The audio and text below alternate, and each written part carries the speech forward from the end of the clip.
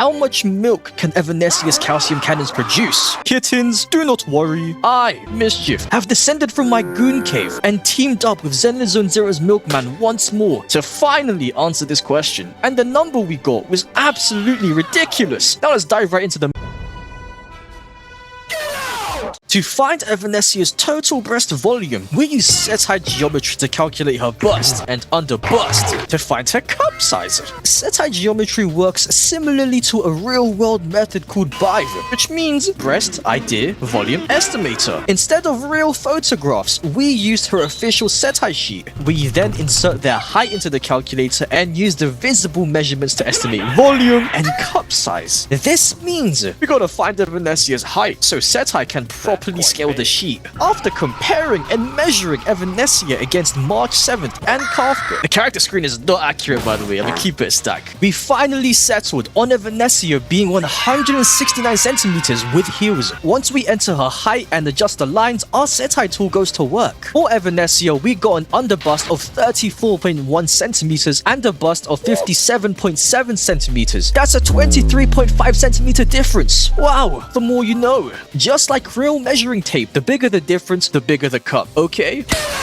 This means a 23.5 centimeter gap puts Evanescia at an F cup in Japanese sizing. The American equivalent would be an I cup. The British equivalent would be a G cup. F cups usually weigh between 2.2 up to 2.8 kg. In our case, we settled on 2.63 kg for both breasts combined.